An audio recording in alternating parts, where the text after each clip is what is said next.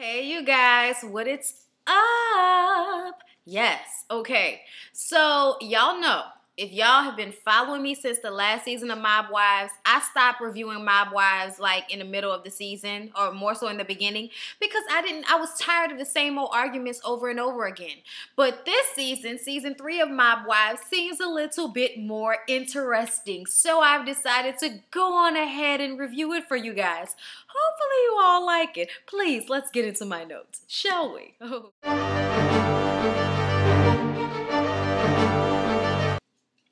Drita and Carla are on the pier on the beach, walking their little bitch dogs. And of course, they have to run the shit. They have to spill the tea. They have to talk about what's going on in Staten Island, right? So, apparently, Big Angie's son is going to jail for more time than they thought he was supposed to get, because he was just supposed to be going to rehab because he has a pill popping problem, from what they say. But he looks more like a cokehead / pill popper to me. I'm just saying. But anyway, Staten Island is full of pill poppers. It's so readily available. That's what Drita said. But anyway, so they're talking about that. Then they get on Renee. All of a sudden, Renee has an issue with Carla. Why you got an issue with Carla? Well, supposedly, Carla has been sleeping with married men. Carla feels like she always got a problem with me. It don't matter what's going on. She always got a problem with me. And you know why? It's because she's a fucking junkie. She's a junk box. She's a fucking clown. She's a junkie, okay? She's never happy. It all depends on what pill she took that day. I was like, Carla, do you think you're going a little hard? Just a tad bit. I don't know what happened to Carla over the summer, y'all, but Carla got more balls than the whole Gambini family right now, okay? This bitch is out there tripping, okay? So Drita is like totally not feeling comfortable with Carla talking about Renee being a junkie, because she and Renee are still cool, and she knows everything that she's gone through. Renee, you know, she had the surgery. The surgery was a debacle and messed up her body and had her all out of commission, which is why she started taking the pills. Then the issues with Junior all of a sudden, now he's a rat. And we know that you could cheat on Renee, you can tell her fuck her, you could spit in her face. It don't matter what you do, but you better not be a goddamn rat. Because if you a rat, she can't fuck with you. That's amazing to me. Yo, it's amazing to me, all the disrespectful shit that Junior did to Renee. And she just now saying she can't fuck with him no more when he became a rat. Am I the only one that finds this shit a little, I don't know, fucked up? What's up with that? I don't know.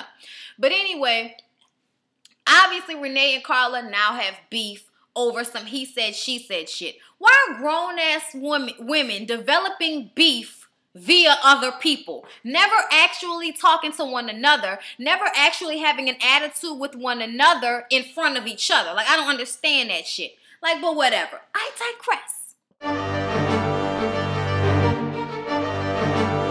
Renee is getting her locks changed.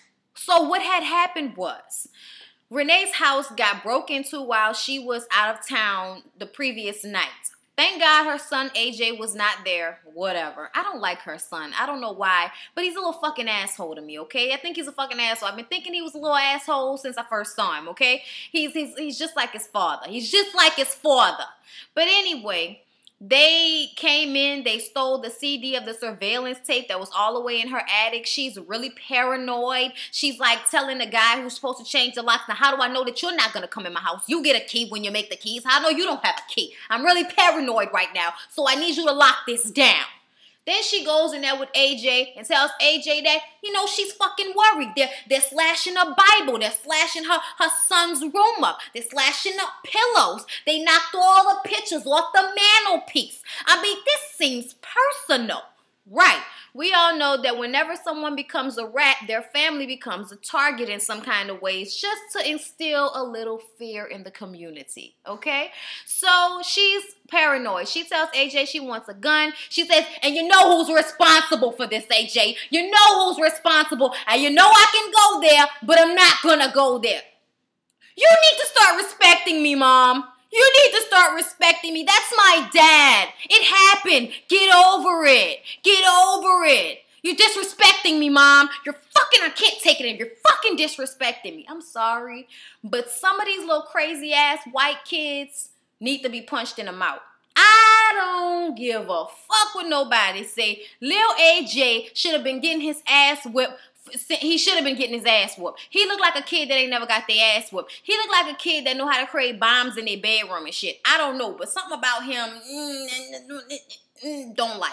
Don't like it at all, Renee. I'm sorry, but your fucking son creeps me out. Sorry. Big Ange. Oh my God. You guys know how much I love Big Ange. God. Anyway, so Big Ange has Love. Love is a new character. She comes over to Big Ange's house. Big Ange's toes are all fucked up. I don't know what happened. Supposedly she had 6 toes. Now she had surgery. Now she only has 5, I think. I don't know. But anyway, Love knows everybody. Love is known in the hood. She used to be engaged to this guy who is the head of the Untouchables.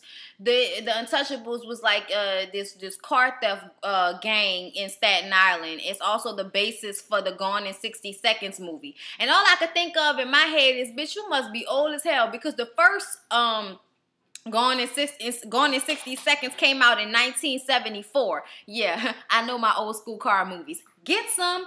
And I'm just thinking, like, bitch, who you trying to play with? Like, really? For real? Or for play? I don't know if I believe that story, but if you're around the way girl that knows some gangsters, you should be on the show, so okay.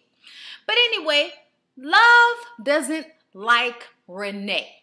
Everybody got a problem with crazy ass Renee.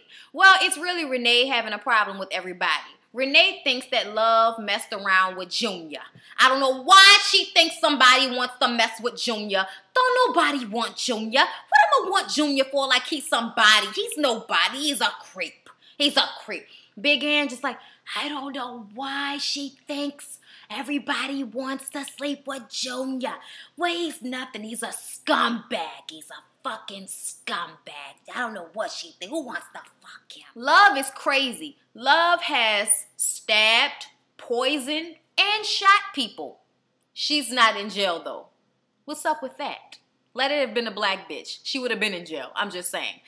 Big Ange is inviting some of the girls over to the Monkey. It's a club or a bar or whatever, so that everybody can have a good time and stop with the bullshit.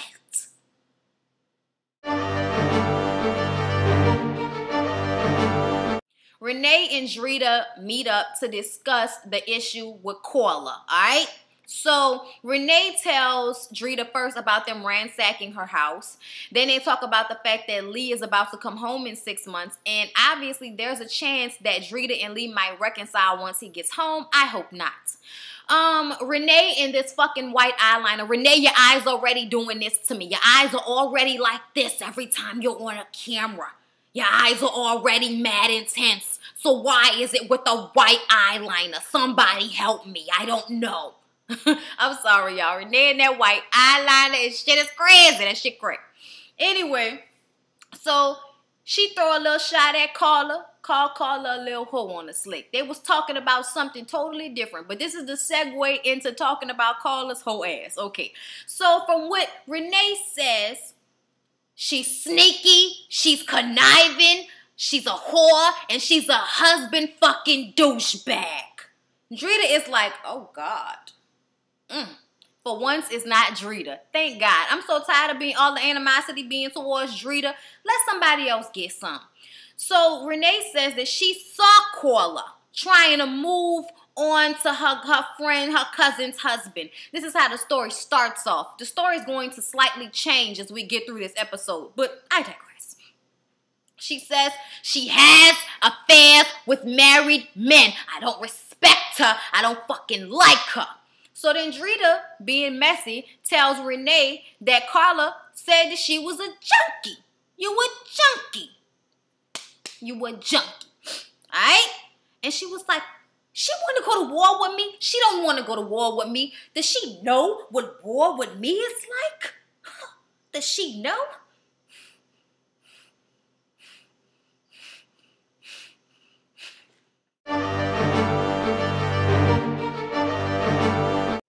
So then we get to the only scene that Ramona is in. Y'all know I don't really fuck with Ramona. If y'all don't know, I'm telling y'all, I don't really fucks with Ramona. I don't really like her. She messy and she talk too much. But anyway, she's having a little fun go-kart ride day with her kitties to tell them that they now are moving out of their home and into a smaller apartment because she can't afford to do everything on her own. Her ex-husband, who was about to, I guess he was arrested or indicted or something like that, and then he just ran off and left them with no money. She had a boyfriend last season who was arrested, and this is why, you know, they were supposed to be moving into this new house because of him, but now that he's in jail, she has nothing. They have to downsize. So that's what that whole little thing was about. I'm hoping that, you know, will, like, why was that in there? Why was that? They could have saved that for the next episode. That was not relevant to anything else happening in this episode.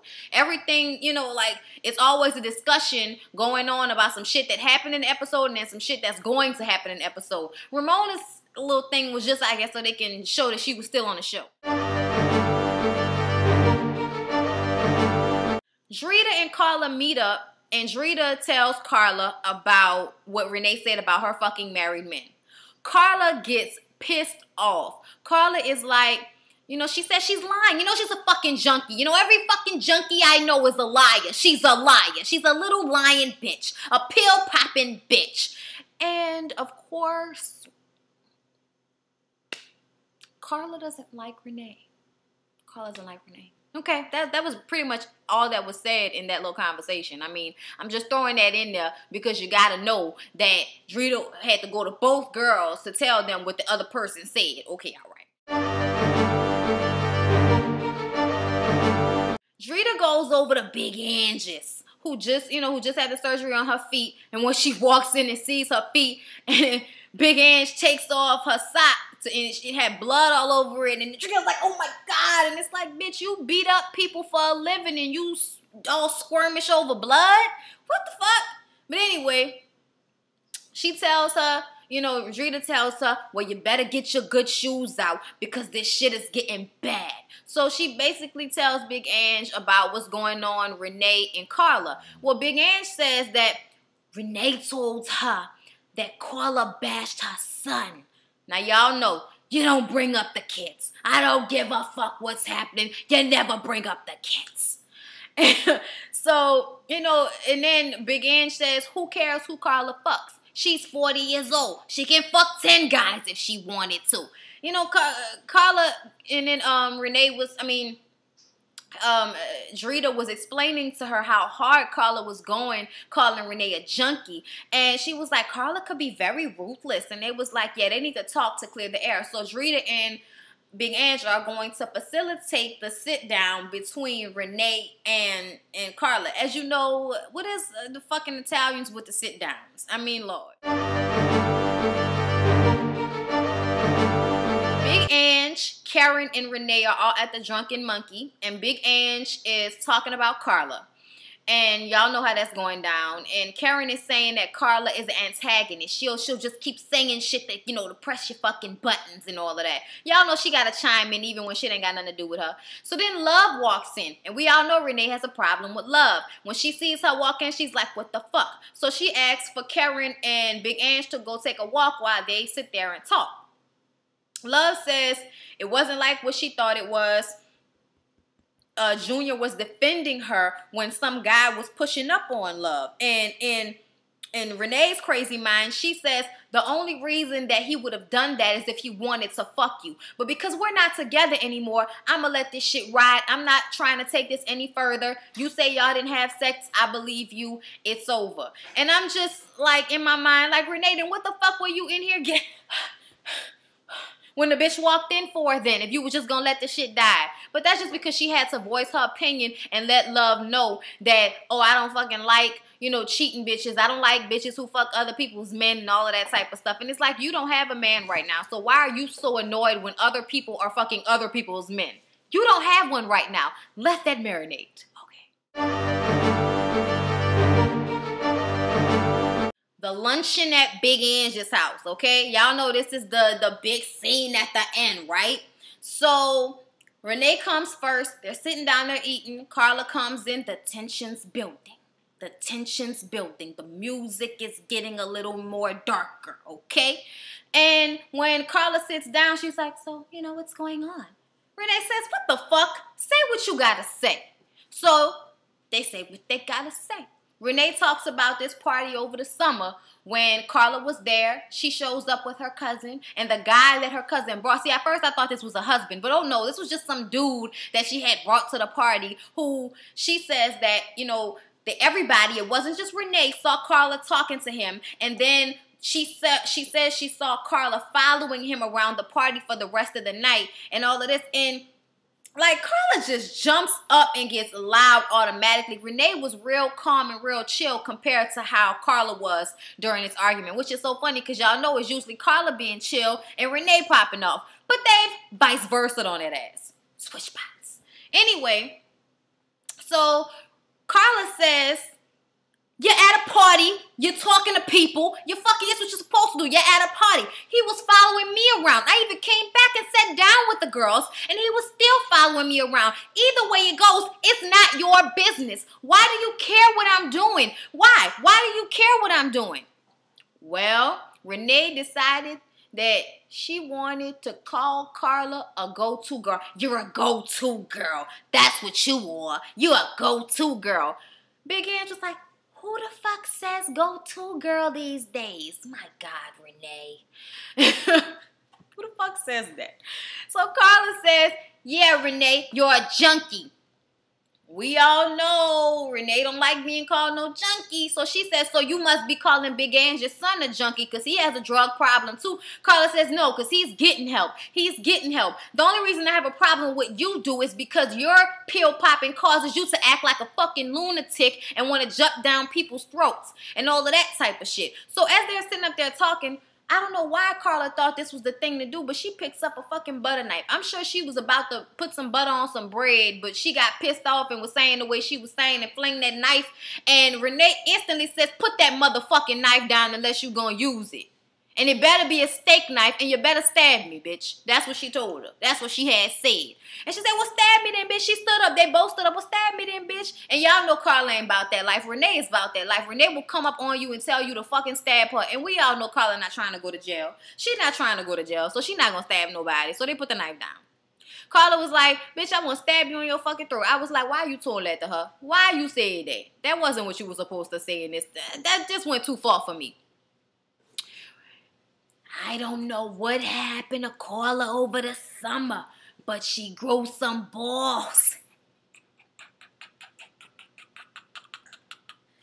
So the whole big situation, why they're really mad, is because Renee's son was on Twitter, the fucking devil, and said something disrespectful to Carla, and Carla somewhat attacked him on Twitter. That's what was said. And Carla feels like if he's not a child, and he shouldn't have came at me like that. And that's another thing. I feel like, Renee, you a little bit of a bad mother. Not because you don't love your son, but because you didn't smack that ass into place when he should have been smacked into place. And now he's he's damn near a grown man disrespecting you, and a daddy's in jail, and ain't nobody gonna be, he look like one of them dudes that kill a mama after a while or some shit like that. I don't know what it is, but he just a little crazy. He look like a little sociopath. I don't know. But you should have been checking him and not checking Carla. Regardless of what your beef with Carla is, he should know better than to disrespect his elders, and that's exactly what he did. But you let him do that, so whatever. He get what he get. And if Carla went off on him, that's her prerogative. Why the fuck is he talking to a grown woman? I don't like that. Renee, you should have checked your son. But anyway, I mean, everybody is in agreement for the most part besides Renee that whatever Carla is doing in the privacy of her bedroom or cars or whatever is her fucking business and nobody else's. And Renee needs to mind her own business. But, Big Ange had to jump in and say, I don't like that word junkie. And, Carla apologized to Big Ange for that because she knows what her son is going through. But if you're becoming a massive evil bitch because you're popping pills, then why are you going to get mad when somebody calling you a junkie? So Renee was just real pissed off about that. I mean, at the end of the day, they both just decided they don't fuck with each other and that from now on, they just not going to speak. But it ain't going to be like we going to fight every time we see each other. So Big Ange says, I think it went well after they all said they hated each other.